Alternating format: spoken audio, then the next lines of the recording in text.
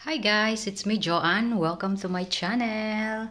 Nandito kami ngayon sa vacation namin sa Dahan.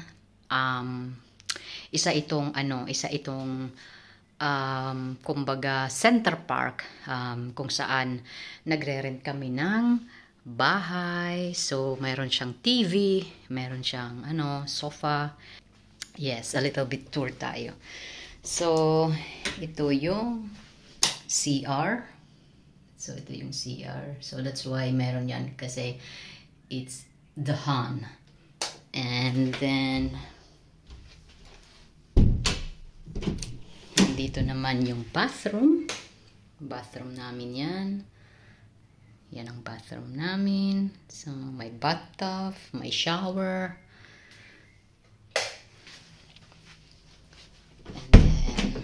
Yes, that is the trottonet ng aking anak. Ito yung kitchen namin. Nagluluto kami dito. And then, punta tayo sa room namin. House tour tayo. So, every year, pumupunta kami dito. It's just like namin. So, ito yung kwarto namin mag-asawa. Kwarto namin ito. And, yes. Ito. Yeah. Dito kami natutulog. Dream until your dreams come true. And then, ito naman yung kwarto ng aking anak.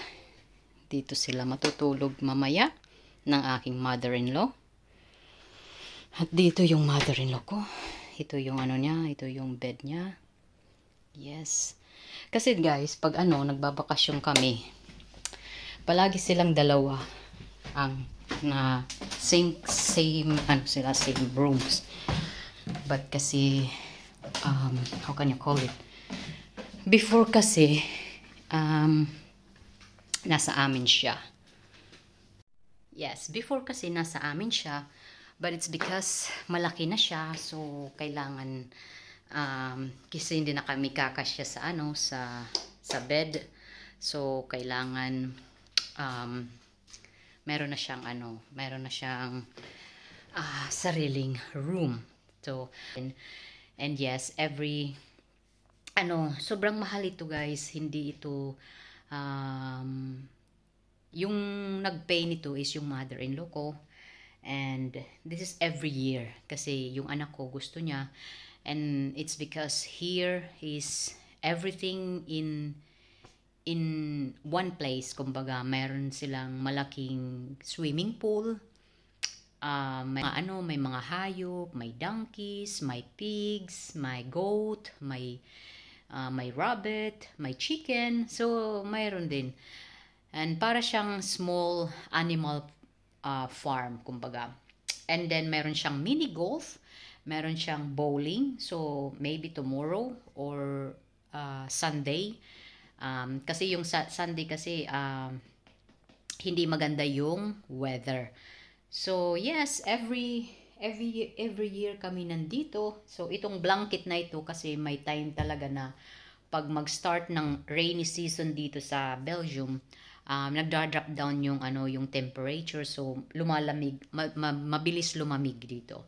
So ito, yung mother-in-law ko, nagdala siya kasi ayaw niya na kami ay malamigan, kaming magnanay, kasi yung anak ko gusto niya na he keeps warm, So yeah, maganda dito. We like it, very calm, very, kumbaga peaceful siya, more on nature talaga. Maririnig mo yung mga huni ng ibon. And yeah, what I like here, kasi syempre it's vacation, so we have to enjoy it. And yung mother-in-law ko, siya yung nagbayad nito. And hindi lang talaga siya basta-basta, kasi parang yung niya, yung payment niya dito only for 7 days kami dito.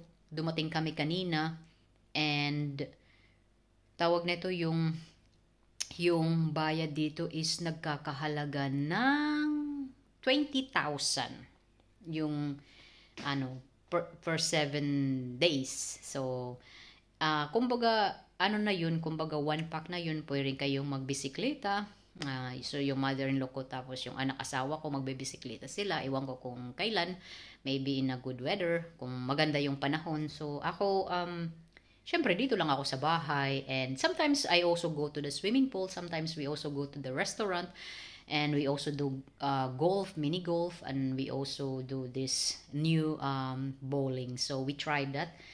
And yes, yeah, update ko kayo guys. Thank you so much. At eto na nga, pumunta kami sa supermarket para mamili ng pagkain namin sa aming vacation. And yes, meron kaming cucumber, wine para sa mother-in-law ko, and then cola and so on. Yes guys, 4 days na namin dito sa vacation. Inaano ko na naman itong rabbit na ito. Nandito pa rin kami sa Center Park. At yes, masaya, nakaka-relax, and pwede mong mahawakan yung mga hayop dito. Meron silang baboy, meron silang chicken, meron silang ducks, meron silang donkey, meron silang goat dito na mahahawakan mo talaga. And para siyang little farm sa Center Park ng Dahan. At look at that, yung goat is natutulog, chillax siya. Kami magnanay, hinahawakan namin. And as in talaga, sobrang soft niya guys. Yung lalo ng parte na yun, yung hinahawakan ko, as in sobrang soft niya. At gustong-gusto talaga ng mga hayop na inahawakan sila. Na relax talaga, as in. So, very enjoy talaga yung vacation namin kasi, minsan kasi, kailangan din nating mag-vacation, wag puro trabaho. Dapat may time din tayo sa ating pamilya, sa ating anak at asawa, also sa atin din sarili. Kasi, syempre, yung pera is, mahahanap pa yan, pero yung bonding ninyo magpamilya is importante talaga. So dito na yung donkey, look at that, ayaw niyang pahawak, parang mailap siya sa tao, hindi gaya ng goat na gusto lang nilang hawakan sila. Pero yung donkey talaga, kailangan mo talagang mag-ingat kasi pwede ka nitong kumbaga buwagin. So kumbaga nakakatakot din minsan. And ito ding tupa, pupunta na siya sa loob kasi nauuhaw siya, or gusto niyang magpakamot, but ayaw niyang umano sa amin. So ito yung rabbit sa labas. Chill lang siya, wag mo siyang disturbohin kasi pag dinisturb mo siya, tatakbo siya. So maganda dito sa Center Park, Dahan. At eto na nga, ako yung chef cook ngayon. So I prepared Filipino dish. It's pork calderita, and gusto talaga ito ng aking asawa, one of his favorite. Pero yung pinaka-favorite talaga niya is yung chicken adobo. The same also with my son. And yes, nakatoka ako ngayon. So kung nakatoka ako, palagi yung mga Filipino food ang pre-prepare ko, and kumakain naman sila. So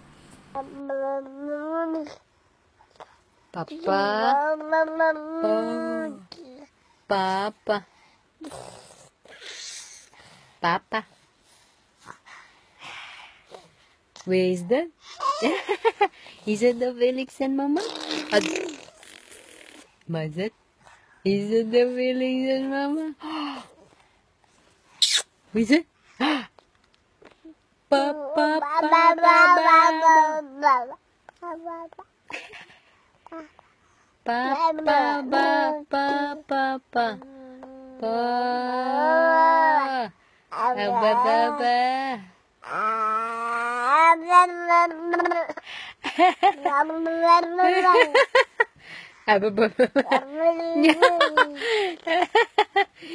Eve, where is that? Where is that? Week is that?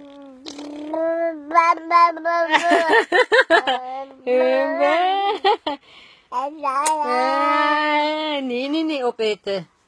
Nee, nee, nee. Is het? Hoe is het? Mama, mama, mama. Papa, papa. Popo.